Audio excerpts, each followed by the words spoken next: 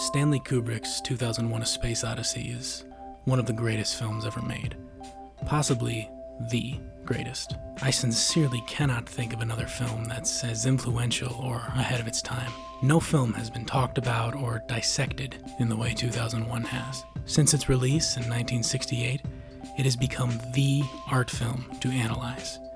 It's filled with subliminal messages, themes, and secrets that people have been trying to make sense of since its release in 1968. Back when Kubrick was alive, all he would say on the topic was the 2001 story of aliens and astronauts and evolution was the simplest layer.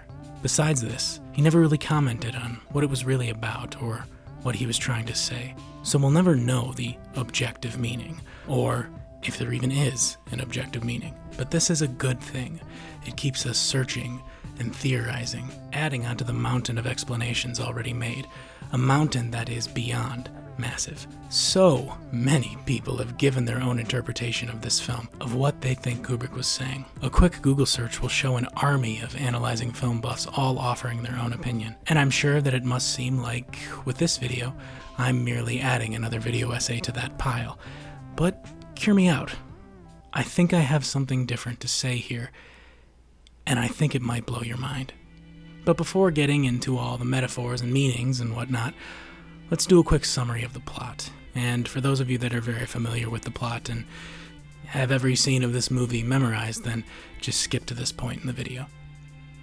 The film begins with those famous notes of music that, for copyright reasons, I can't play in the video, but you know the music. It's the dun dun dun. Yeah, that one. Well, this is played over a shot of the sun coming out from behind the Earth and the moon. This angle isn't the usual way we see the solar system with planets aside one another. From this angle, the planets appear to be on top of each other, as if we are viewing everything sideways. Text on the screen reads Dawn of Man. We see apes roaming the prehistoric Earth. They discover a large rectangular slab of perfectly smooth rock, the Monolith. One ape approaches and touches it, and then the rest follow. We see another shot of the sun and the moon shining over the top of the Monolith. They are stacked on top of each other, similar to the first shot of the film. The first ape that approached the Monolith discovers a use for an old animal bone in the next scene. He realizes he can use it as a weapon, and soon, other apes begin to do the same. The bone is thrown into the air and we cut millions of years into the future. Satellites resembling the shape of the flying bone orbit the Earth. Like the bones, they are weapons. Giant cannons in the sky loaded with nuclear missiles. We see Dr. Heywood Floyd aboard a spaceship. It takes him to Space Station 5 orbiting above Earth. The rotating station is like a floating airport that sends passengers to different places. Floyd is going to the moon. Before his flight, he makes what is essentially a Skype call to his daughter and talks to some Russian scientist on the station he happens to know. When he tells them his destination is the moon base, they immediately have questions for him. They say the moon base hasn't been taking in any flights and their phone lines are down. It's as if the moon base has vanished. The scientists have heard rumors that there's been an epidemic on the moon base, and they ask Floyd if this is in fact what's causing the lack of communication. Floyd tells them he isn't at liberty to discuss what's going on. Immediately after arriving on the moon base, Floyd speaks to a council of concerned people. We learn that Floyd is a high-ranking government official who's been sent to the moon base to make sense of something they've discovered. He congratulates them on this mysterious scientific discovery and says that the epidemic cover story will be maintained to ensure no one learns of whatever it is this moon base has found. Floyd is flown to another location on the moon. We learn that a monolith, identical to the one in the beginning, has been found buried on the surface of the moon. It is obviously not natural. The only explanation is extraterrestrial life. Once Floyd and his team begin the examination, the sun rises and shines on the monolith. It emits a terrible shrieking noise as if beaming out some strong signal. As the men convulse in pain, we see another shot of the sun above the monolith, with the Earth stacked on top of it, similar to the shots before. Text on the screen reads, 18 months later, Jupiter mission. A large ship passes by. On board is David Bowman and Frank Poole. On their small rectangular computer screens, they are watching themselves being interviewed on some sort of broadcasted show regarding the mission they are currently on. The show acts as a vehicle to inform us, the audience. It tells us the ship is maintained by an onboard artificial intelligence named HAL. One of the many functions HAL is in charge of is keeping the other 3 crewmen of the ship alive while they sleep in suspended animation. Sometime later, Hal notifies Dave and Frank of a faulty antenna on the ship that needs to be replaced. After removing the antenna and examining it, they find nothing wrong with it, but Hal insists that it is faulty. Hal is mistaken, but computers are not supposed to ever make mistakes. Dave and Frank go to a secluded place, where Hal's monitoring microphones can't hear them, to discuss what to do about Hal's issues. They decide to deactivate Hal. Unknown to them, Hal has read their lips. To Hal, deactivation means death. While Dave and Frank are outside the ship, attempting to put the antenna back, Hal severs Frank's air hose, killing him, and refuses to let Dave back into the ship. Hal then cuts off the life support to the remaining crew members in their sleeping pods, killing them as well. Dave manages to break back into the ship and goes to Hal's processor, his brain. He deactivates Hal by removing rectangular blocks of data from a wall. After deactivating Hal, a video message from Dr. Floyd plays, telling Dave of the mission's true objective, to investigate for extraterrestrial life. The Monolith on the moon has been sending a radio transmission to a specific location on Jupiter. Dave's ship is en route to that location. Text on the screen reads Jupiter and beyond the infinite. Dave's ship arrives at the location to find another monolith floating above Jupiter. Dave gets into a pod and heads towards the monolith. As he nears it, he is pulled into some sort of psychedelic vortex and flown through space. He pushes through all sorts of colorful and confusing images until he finds himself inside a fancy room, still inside the pod. He notices an older version of himself standing inside the room. We switch to the perspective of the older version of Dave as he explores the fancy location and stumbles upon an even older version of himself eating. Like before, we switch to the older's perspective, and of course he notices an even older version of himself on his deathbed. We switch to the dying Dave's perspective just as a monolith appears before him. He transforms into a baby, a glowing spirit or a ball of energy, or the Star Child, as it's now called. We move closer to the monolith. Right as the blackness of the monolith's surface fully covers the screen, we cut back to space. The same music from the beginning plays as the Star Child drifts towards Earth. There's a lot to unpack from this movie. It has quite a bit to say, or rather show. There's no shortage of thematic imagery, and mostly through this imagery alone, this film inspires the viewer to ponder all sorts of questions. It explores the forces of evolution, the nature and possible repercussions of advancing technology, government secrecy, corporate power, the definition of consciousness. It asks what makes something sentient, what constitutes real emotion. I mean, the list of what 2001 explores could go on and on. But if I had to sum it all up, I'd say the story of 2001 is most prominently a story of evolution. The monoliths are clearly some sort of tool from an advanced life form to alter forms of life lower than them. What the monoliths do is bring about evolution, spur on change. They taught the apes how to use tools, enabling humanity to rise, and now with David, they are bringing about the next step. This story is constructed with elements so grandiose, it essentially becomes a myth. It's no secret why Odyssey was used in its title. The monoliths interacting with the humans is like the old Greek myths of the gods manipulating the mortals. When asked about the ending, Kubrick had this to say. When they get finished with him, as happens in so many myths of all cultures in the world, he is transformed into some kind of super being and sent back to Earth, transformed and made into some sort of Superman. Pay attention to that word choice, Superman. I believe it'll be a clue to solving something once we get a few layers deeper. Because yes, this film has deeper layers. This film isn't only about aliens evolving humanity. The mystery here is what all of this means metaphorically. What Kubrick was trying to tell us without ever having to actually tell us. For the longest time, I had no idea what Kubrick was trying to say, or if there even was anything concrete hidden underneath all the weird visuals and bizarre sequences. I assumed 2001, as revolutionary as it was just a science fiction story of humanity being aided by more powerful beings. Sure, I could tell it was a deeply visual film that was meant to make people feel things rather than simply show or tell. In the same way music or painting can bring about certain emotions, 2001 and its abundance of themes acts in the same way, much like many art films to come after it. I could tell that there was much depth beneath the surface level story, but I didn't think that there was a discernible message that could be pulled from this depth. But then about 5 years ago, I stumbled onto a YouTube video from a creator who's gone on to become one of my favorites. It was a video called The Meaning of the Monolith by Ager on his main YouTube channel, Collative Learning. It's a channel dedicated to diving deep into the themes and subliminal messages of films. I give it my highest recommendation. Really, all of you should go subscribe to him. But this video, though, The Meaning of the Monolith, rather than trying to summarize it or risk taking credit for observations he has shown me, I'm just going to use some clips from it. Hopefully, Rob doesn't mind. Now, regarding the monolith itself, the object was pyramid-shaped in Clarke's original short story. Kubrick changed this to an upright rectangular slab, and he experimented with projecting images onto the monolith's surface that would instruct the apes in their intellectual development. Incidentally, that feature is retained in the novel. But Kubrick also stated that he abandoned this feature of the monolith for the film version because he didn't want the monolith to just appear to be an advanced television teaching machine. Take note of that phrase. Now, in the film itself, the transition to a surrealist ending via the Stargate tunnel begins with a series of shots of Jupiter.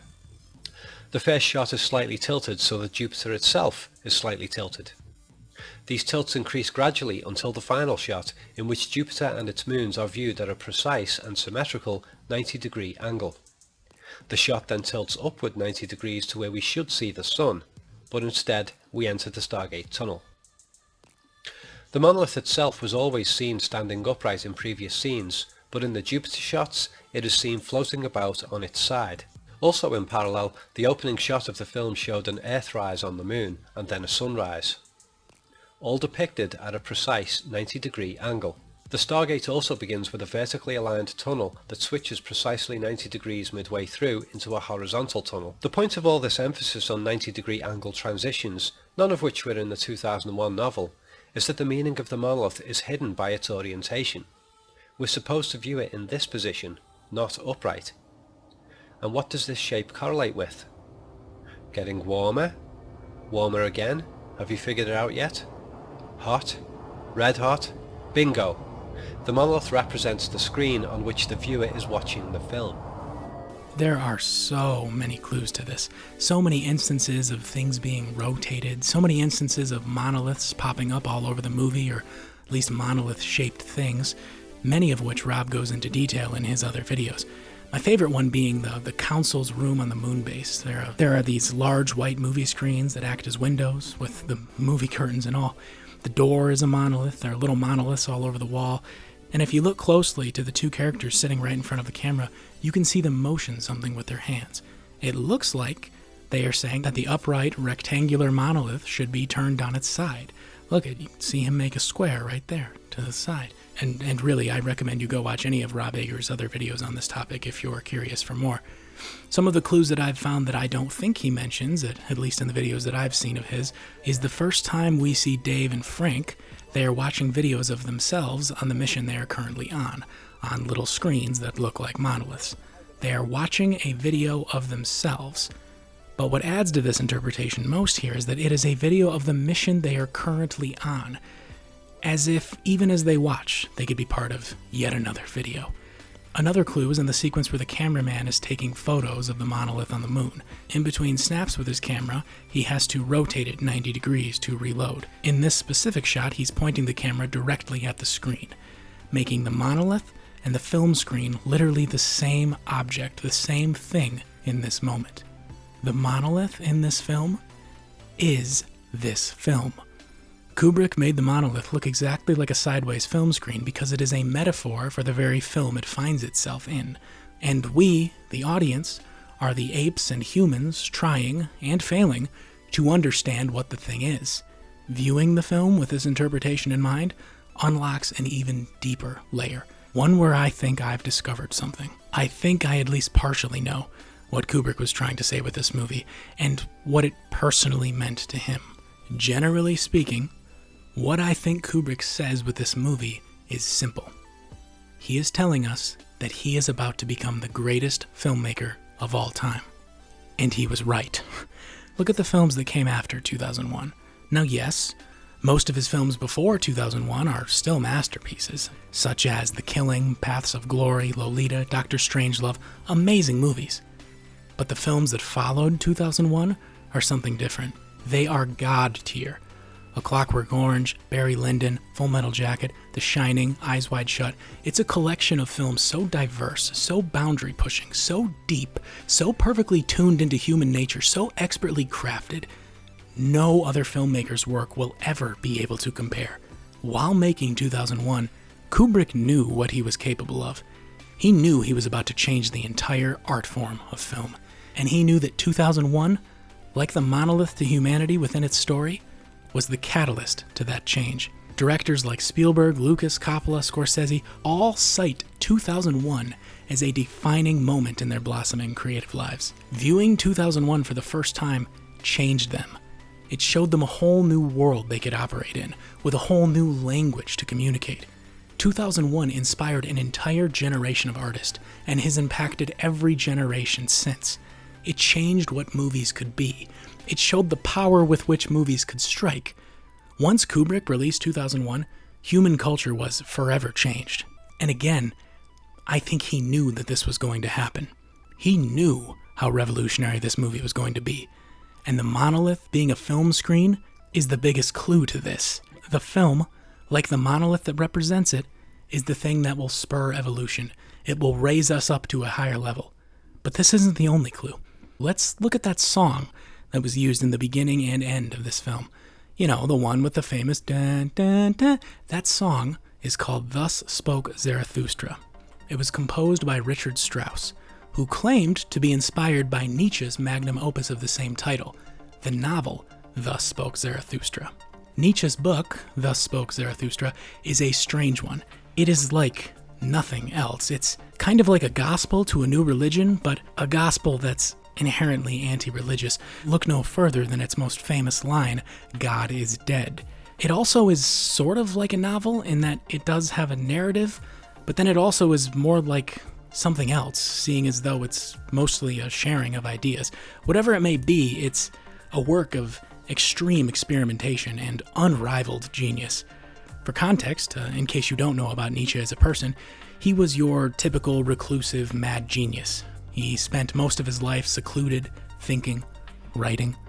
But at some point, he came out of his seclusion with a book. Thus Spoke Zarathustra. It tells the story of a man named Zarathustra coming down from the mountains after having spent 10 years in solitude. And the book is basically just Zarathustra talking, sharing his philosophy with the people, and in the process, blowing their minds. The philosophy that the character of Zarathustra shares in the book, it was really just Nietzsche's own philosophy, but told through a character in a book that sort of makes it into a novel. These ideas on their own, though, that Nietzsche brought forward, they were beyond revolutionary. They were like nothing the world had ever heard. A major example of one of these ideas from the book is Nietzsche's designation of human beings as yet another animal caught in the process of evolution, in a transition between apes and the Übermensch. The Übermensch, which translates to Superman, was Nietzsche's word to describe the next step in human evolution, the type of being we are working towards becoming. The Superman is a self-mastered individual who has achieved his full power, whereby man is merely a bridge between the animals and the Superman. In the way that Zarathustra came down from the mountains with his divine wisdom to share, Nietzsche came out of his own reclusion with wisdom of his own. The story of Thus Spoke Zarathustra, and the world-changing wisdom Zarathustra shares, is a metaphor for what Nietzsche saw himself doing by writing and sharing the very book that contains the metaphor. In the way Zarathustra enlightened humanity and prepared humanity to become the Superman, Nietzsche did so by providing the book that tells of it. For it was a book with ideas so brilliant, it changed the world. And Nietzsche knew it was going to make an impact. He knew the story of Zarathustra was destined to be a metaphor of his own, because the revolutionary words that he had Zarathustra say were so genius, so groundbreaking, there was no way that they couldn't have changed the world. What I'm saying here is that Kubrick did something similar with 2001. Remember that quote from before? Kubrick specifically says the ending is Dave becoming a Superman. And then in an interview with the New York Times, Kubrick said this: "Somebody said man is the missing link between primitive apes and civilized human beings. You might say that is inherent in the story, too." Also, in the chapter of 3 Metamorphoses in Thus Spoke Zarathustra, Nietzsche uses the child as the last step before the Übermensch. much like The Star Child in 2001. All of this, in combination with the fact that Kubrick used the song called Thus Spoke Zarathustra in his film, tells me that Kubrick was aware of Nietzsche and the meaning of his most important book. What I'm arguing here is that this book, this piece of art, and its concept of containing a story that's representative of the piece of art itself is what gave Kubrick the inspiration for the deeply hidden and immensely personal message of his film. In the way Nietzsche changed philosophy, Kubrick changed filmmaking. Kubrick and Nietzsche's projects were both infinitely personal, yet capable of broadcasting far and wide. The themes and ideas in these pieces of art were so ahead of their time, they dramatically altered all culture to follow. And Kubrick and Nietzsche were not only smart enough to make the material, but smart enough to predict the public's response to it, which is, again, something they used in making the original material. It's cyclical and self-aware to the point of near paradox, yet also it's just packed with so much knowledge. Kubrick and Nietzsche knew they were gifting humanity with godlike wisdom, and they chose to do this gifting through a story of literal gods doing the same. While Kubrick never admitted this, Nietzsche did comment on his work by saying this: "With Thus Spoke Zarathustra, I have given mankind the greatest present that has ever been made to it so far. This book, with a voice bridging centuries, is not only the highest book there is, the book that is truly characterized by the air of the heights. The whole fact of man lies beneath it at a tremendous distance. It is also the deepest, born out of the innermost wealth of truth, an inexplicable well to which no pail descends without coming up again filled with gold and goodness." Now, Nietzsche's quote here is, well, I think it is correct, but it also is a bit egotistical, to say the least. Even without this quote, the fundamental meaning of the metaphorical story of Thus Spoke Zarathustra makes it, and its writer, inherently egotistical. Meaning, if Kubrick had acknowledged the structural parallels between his work and Nietzsche's, he would have undoubtedly been labeled a narcissistic megalomaniac.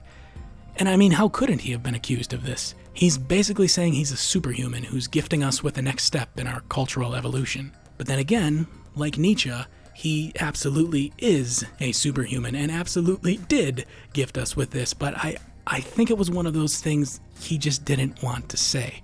On the topic of his own intelligence, Kubrick was surprisingly humble. He didn't like being called a genius, or at least that's how he acted. He would refuse to comment on his obvious genius when it was brought up, which I think is a decision that highlights the very genius he never acknowledged, because no one likes it when somebody calls themselves a genius, even if they actually are a genius. This, in combination with Kubrick just being Kubrick, is why he hid his personal meaning to the film so deep beneath all the other layers, why he refused to ever talk about what it meant. He knew the film's meaning, he just couldn't, or rather didn't want, to ever admit it. All he could do was continue making better and better films after its release, therefore strengthening the meaning he was never able or willing to share. Pieces of art like this are parts to a grand conversation, chapters in a journey that transcends individuals. Nietzsche writes a book, which inspires a song, which both inspire a movie. And then look at how this movie, 2001, A Space Odyssey, inspired David Bowie's masterpiece called A Space Oddity. And look at how David Bowie's son, Duncan Jones, made the film Moon, which is clearly inspired by 2001. Art it's like a big evolutionary process of ideas. And I think that the hidden meaning of 2001 is both an explanation and an example of this process.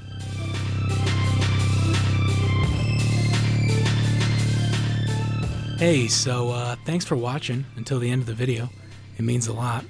In case you don't know, I want to say that reviewing, analyzing films isn't the only thing that I do on this channel. Mainly, I consider myself a filmmaker. I only talk about other people's movies because it gets in the views, but hey, now that I've got you here, and since you bothered to watch this far into the video, I mean, maybe you'll be willing to check out a couple of my films. You should start with Lasttier, which is what the footage here is showing sequences of. I don't really want to say what inspired it or what it means or blah blah blah, but it's kind of an art film. It's worth diving into, it's worth analyzing if you feel like doing that. Or check out any of my other films, some more recent ones, the full lengths that I actually spent a little bit of money on. anything, or don't. You can click off this video and never watch another one of my videos again. I still appreciate the fact that you watched all of this one and that you're actually listening to this. That is, if anyone is listening to this. I highly doubt anyone spent a half an hour of their time listening to some dude's opinion on the internet about a movie that's like over 50 years old. But then again, maybe someone's hearing this. Maybe I'm not just talking to myself. Okay, go watch my film Lasttier, all right? If you like anything I talked about in this, you'll like that.